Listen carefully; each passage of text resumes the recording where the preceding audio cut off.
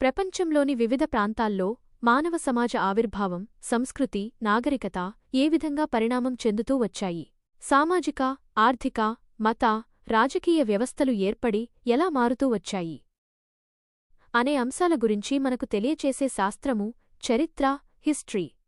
సంస్కృతి, కల్చర్ అనగా ఒక జీవన విధానము.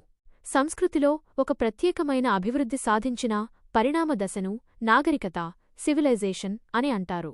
చరిత్రను ఇంగ్లీష్లో హిస్టరీ అని అంటారు. హిస్టరీ అనే పదం హిస్టోరియా అనే గ్రీకు పదం నుండి వచ్చింది. హిస్టోరియా అనగా పరిశోధించి తెలుసుకొనుట. Inquiry, knowledge acquired by investigation. హెరోడోటస్ను గ్రీక్ చరిత్ర పితామహుడు, ఫాదర్ ఆఫ్ హిస్టరీ అని పేర్కొంటారు. ఇతని గ్రంథం ద హిస్టరీస్ భారత చరిత్ర, సంస్కృతుల అధ్యయనాన్ని ఇండాలజీ అంటారు. భారత ఇండాలజీ పితామహునిగా సర్ విలియం జోన్స్ను పిలుస్తారు. క్రీస్తుపూర్వం 5,00,000 సంవత్సరాల వరకు గల దశ తొలి శిలాయుగం, ప్లిస్టోసీన్. దీనినే తొలి మంచుయుగం, ఫస్ట్ ఐస్ ఏజ్ అంటారు. మంచు కరిగి నీరు ఏర్పడడం, జీవం పుట్టుక, సంస్కృతి పురోగమనం కనబడిన దశగా హోలోసీన్, రెండో మంచుయుగం పిలువబడింది. ఇదే ప్రస్తుతం నడిచే దశ. మానవుడు ఆస్ట్రలోపిథికస్ భూమిపై ఉద్భవించి 5,00,000 సంవత్సరాల కాలము పూర్తి అవుతుంది. చారిత్రక ఆధారాలు లేదా లిఖితపూర్వక ఆధారాలు.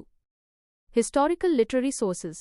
భారతదేశంలోని వివిధ కాలాల్లోని కవుల ద్వారా, మత బోధకుల ద్వారా విలువైన సాహిత్య సమాచారం అందించబడింది. ఈ గ్రంథాలలో మతపరమైన అంశాలు, సమకాలీన అంశాలు, లౌకిక అంశాలు మరియు చరిత్ర, సంస్కృతి, సామాజిక అంశాలు పొందుపరచబడ్డాయి. స్వదేశీ సాహిత్యం, ఇండిజినస్ అకౌంట్స్, లిటరేచర్. స్వదేశీ సాహిత్యం మరలా 2 భాగాలుగా విభజించబడుతుంది. 1 మతపరమైన సాహిత్యం, 2 లౌకిక సాహిత్యం. 1 మతపరమైన ఆధారాలు. ఈ విభాగంలో ప్రాచీన భారతదేశానికి చెందిన వేదకాలంలో రచించబడిన వేద సాహిత్యం, జైన సాహిత్యం మరియు బౌద్ధ సాహిత్యం గురించి చర్చిస్తాము.